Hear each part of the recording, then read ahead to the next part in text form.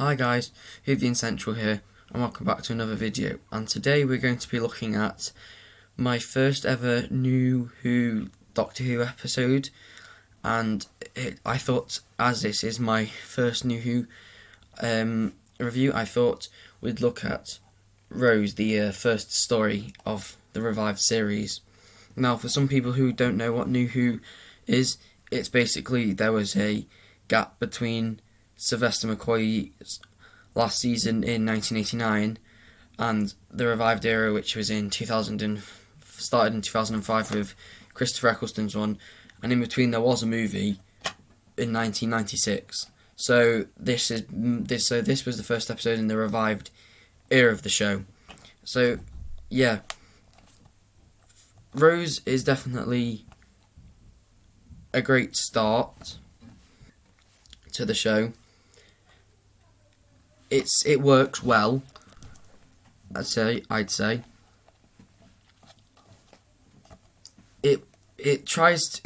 what it's being is a very Spearhead from Space-esque thing. As Spearhead from Space was the first story to be in colour, they've done that to as in like in many respects a homage to it, as in like the first one in the revived series was Auton's story.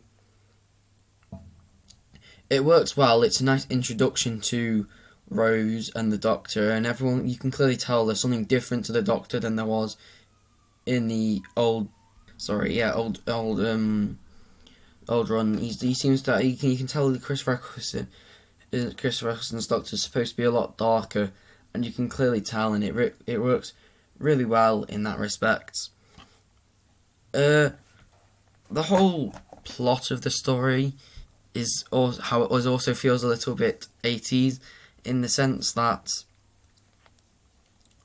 Christopher Eccleston's Doctor lands here on Earth and fighting the Nestene consciousness and the Autons, and it's quite interesting. But then then there's that whole scene with Mickey Smith where he gets attacked by a bin, which was a bit stupid.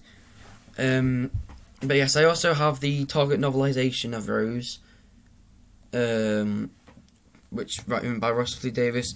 But as I said in my Day of the Dalek review, I am reviewing Day of the Daleks. I did review Day of the Daleks, so I am reading Day of the Daleks book. But yeah, the story seems to work well. It seems to work well as a standalone, with a good introduction to the characters, and I think Jackie's very funny in this one, as she's just kind of going out shopping, and Rose is like, "Oh no, don't go out shopping," and then she gets attacked by dolls. And I think it works well in the sense that in this story it explores how in the classic Who, whenever the Doctor met anyone, we didn't really see what they did afterwards. So it was cool to see how after Rose met the Doctor, she went and looked for him again and tried to figure out who he was. Because like in some of the classic stories, a lot of people meet the Doctor and stuff, and you think maybe they try and figure out who he is and try and meet him again, like Donna does in series 4. But we don't really get to see that very often, and I thought it was quite a nice, unique take to see what people do after meeting the Doctor for the first time.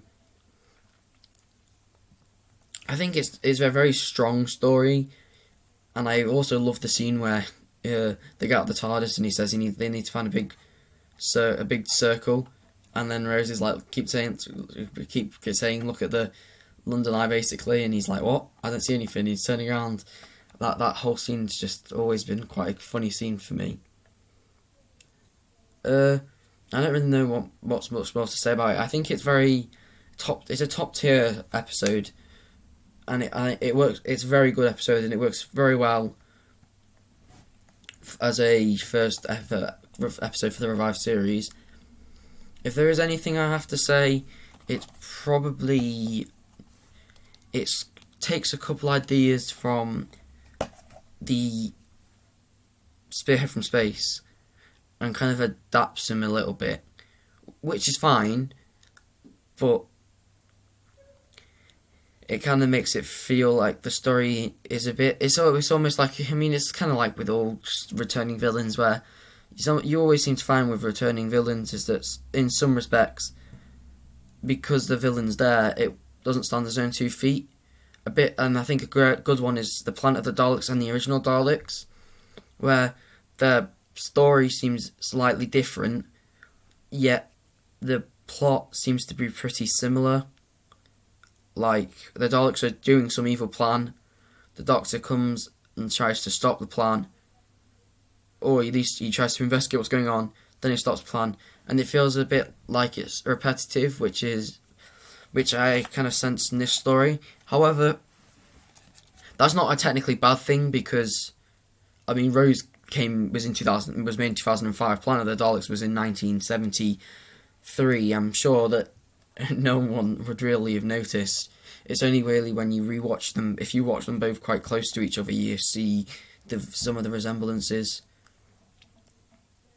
But yeah, all around, I think it's a good story, a very good introduction, and I thought it was a nice homage to the original. I think, as I always feel with all three of the Auton stories, the Nestine never really seems to do very much. It seems that the Autons like run around and stuff, and I'm not 100% sure if the Autons are possessed by the Nestine. Oh wait, yeah, they are. The plastic is possessed by the Nestine, but it would be cool to actually see the Nestine do something, because in Rose, he just kind of sits there until the Doctor manages to kill it, which is a bit annoying. However, I think it also has. Also, it's funny what Mickey Smith is a great introduction in this story. It's just his arc is probably one of the. I know a lot of people don't really seem to like Mickey very much, especially in season 1, but I think his arc is amazing. Like, it's probably the most. It's probably the most background character arc in the whole thing, because in this he's super scared of all these aliens. He just wants them to do what he wants so he can be free and all that. The Doctor is so annoyed with him, he just doesn't want him to come, and then you don't really see him again in season 1, but you see he's kind of starting to build up a little bit of a resistance and starting to become a bit stronger. And then in season 2, he's just he watches Ricky be this big like strong person. He's like brave and courageous and all that, which makes him, which is something Mickey wants to be. And then by the time you see him in Stolen Earth Journey's End, he's like a completely new man, saving the world. And then we see him again in End of Time, and he's fighting Centaurans and the most warrior-like race in the universe, which I just think is amazing like character arc, which people pick up on, but it's probably not. It's not like the Limelight. It's not like a character arc like Capaldi being a grumpy man to being quite a kind person in the end of series 10. It's just it's like very at the back, which makes it kind of work well, because I'm not 100% sure how it would have worked if he was always in the limelight, because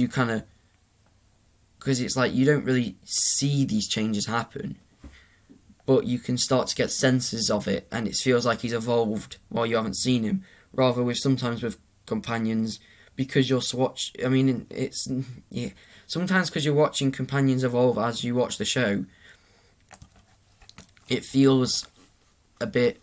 It feels a bit inconsistent. Sometimes they're getting a bit braver, and then they seem to dip again. Whether because you saw it off screen, that jump doesn't really feel as bad, because you see him in Rose, you see him in the parting of the Bad Wolf, parting of the ways, Bad Wolf and Boomtown, and he seems to be a bit braver now, and because he's probably come to terms with his experience, and also meeting the Slitheen, which he defeated, which will have used, boost his confidence a lot, because he's killed an alien threat. So yeah, I know I've just been going on about how Mickey is a good companion, but I mean, he is just genuinely a good companion. I think he's probably one of the best side characters ever. And although although he's not obviously one of the biggest, everyone's favourite character, I think it would have been amazing if him and Martha had got their own spin-off. I think that would have been pretty funny, because his name is Mickey Smith and her name Martha Jones, so they could have literally done Smith and Jones, which is the title of the Series 3 one, and they could have, it should have been, but yeah. But all around, it's a very good story, Rose, and I think it's a great way to kick off the revived series. Now, like Day of the Daleks, which I promised I'll do eventually a review of the book, and then a comparison, which is, I might do a comparison rather than reviewing the book, because the book's got differences to the only really differences to the book is the differences. So there's no much point in doing a review, because I'll learn praising the bits again, and then maybe praising the other bits, or I can do that on the comparison. But I'll also I'll do a comparison between Rose and